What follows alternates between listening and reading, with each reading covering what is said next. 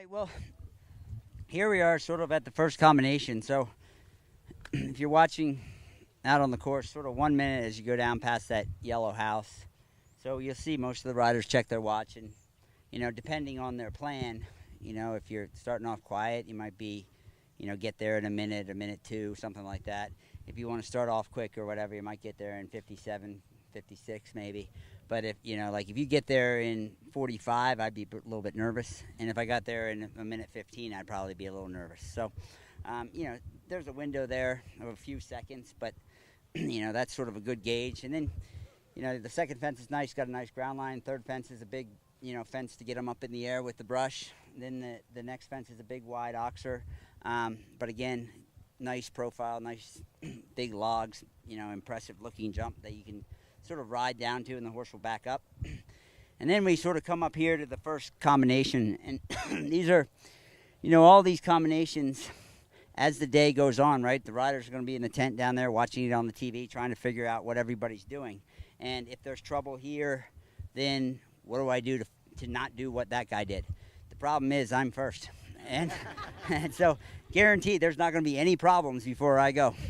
And so, the way I sort of read this one is, on the three horses that I'm going to ride, I'm going to stay on the far left side, give them a good positive shot into the first one. And then it's either 3 or 4 down to that duck, 3 or 4 strides. And, at this level, you really have to adjust on the fly.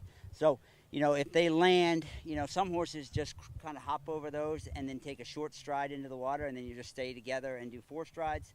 Some horses will land and jump into the water, and then you go on 3 big ones. I'm not really too worried about the number there. I just want to make sure that I'm in the middle of my horse, and then then I'll be able to work out the striding once I get in.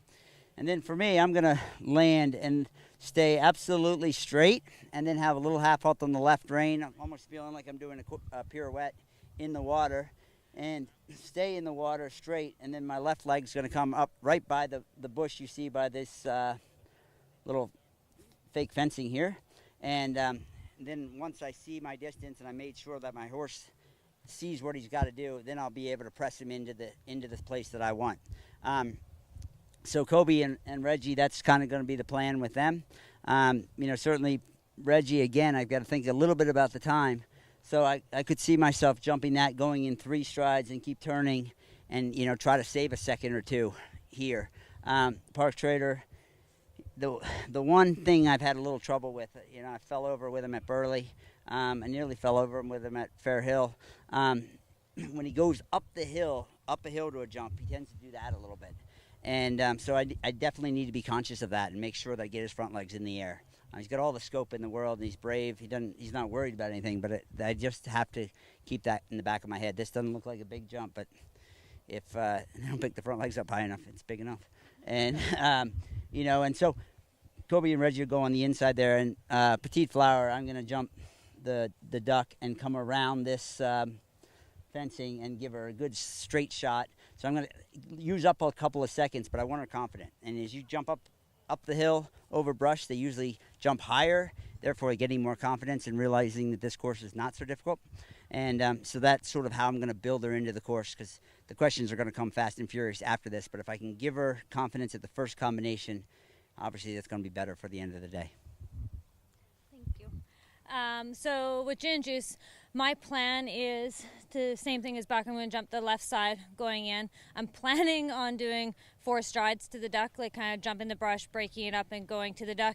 There's a really good chance it's going to happen in 3, being early on. But I don't want to ride for the 3 just in case I get there on 3.5. I'd rather get there on a short 4. And she's super with her front end. And then same thing with Buck. It's going to be hard to be patient and stay out to the rail. You're going to want to see it and cut over early, which makes this brush up here quite a hard angle. Like it doesn't look that bad from here, but when you stand at it, it's quite a harsh angle. So I'm planning on doing 4 to 5 out, but at this level you got plans A, B, C, D, and E sometimes, and it's just reacting as they go in. Like I said, it's early on, and she loves jumping into water, and I don't quite know what's going to happen. So we'll react as we go on that one, and then we gallop away. All right, so you can see what they're saying. 9 times out of 10, if you have a long distance in water, horses are going to add to stride. I've ridden a few, right? And if you have 4 or 5 strides and you see a long distance, don't take it. Stay there, wait, because of the splash of the water. And in my day, they could make it as deep as they wanted.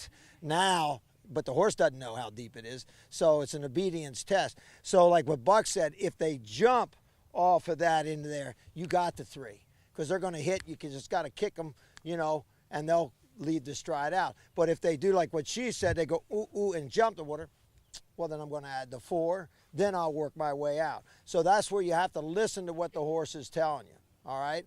So water's an obedience test, and you know you're going to have 2 more waters after this. This tells you what you got to do at the next one, whether the stick is for ornamentation or not. All right? Okay. Anyway, guys, well, thank you so much. Ralph's going to continue on. Holly and I have got to go to a meeting, and we don't want to get fined. So we're going to show up. And anyway, if you have any questions, you know, hopefully, you know, you'll be able to find us tomorrow or any other time. But Ralph will look after you, and thanks for coming out, guys. See you later. All right. Good, guys. Good luck. Yeah, good luck now. Yeah, thanks, Jim. All right, so if you guys do have any questions afterwards, or even if after the course is done to find out what they wanted to do, you just talk to me, and I'll go look them up, because I know them. I've known Buck since he was this high, starting to ride, and I'll go to him, right, and I'll ask him, and then I can give you guys the report on, man, that was 5 strides, I can't believe it, or man, you know, that was an easy 3 or whatever. So they told you everything. Now, the one thing I want you guys to be aware of with those 2 nice oxers, when you're riding a vertical, always in your mind, you're thinking 12, 12, 12, jump, because you have no width to cover.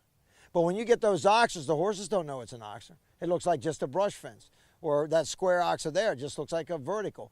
So with those, you're galloping in, which you'll see today, and every time I'm here, it's pathetic, is people don't realize there's a galloping position where you get your fanny out of the tack and let them use their head and neck in that, and then 4 or 5 strides out, you got to do like Buck and them are saying, where you sit down and slow it up so they stop this with their head and look through the bifocals like I have and say, oh, and their backs up. But you'll see, because I watched 2 girls 2 years ago kill their horses, they sat like this the whole way. Well, eventually the horse got tired, right? Because he was holding his head this way. One jumped into a ditch chicaner because he said, I don't know what I'm supposed to do, and he broke his leg. Another jumped over a 6.5 cordwood with a roof on it, and he's flying down there, and she's been sitting like this. He said, oh, it must be just a vertical.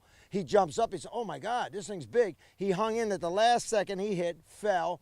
They x-rayed him and fractured leg and had to put him down. So you've got to learn. And it's hard. If they had this roads and track steeplechase, you wouldn't have seen all these people sitting like this, because the steeplechase would have taught them they better get their fanny out of the tack and let the horse use his head and neck this way and then settle and take a feel. All right? So anytime you guys got a question as we're walking around, right, if you do the oxers, right, you're doing them 12, 13, 14, because your job's to cover the width, because they don't know it's got width. So what you do, 4 strides out, you're in the galloping position, you settle down like this, slow your elbow, and the horse goes like that. That's 12, and then you go, and now let's go, 13, 14, like Buckingham said. Well, then you have enough momentum when they get up to carry the width without scaring them. All right? So anytime when we're walking, if we got questions, you know, you yell. So now after they jump this, you see the fast way is jumping us this way, and now we're going to head back down that way. Okay, so let's all head back down that way.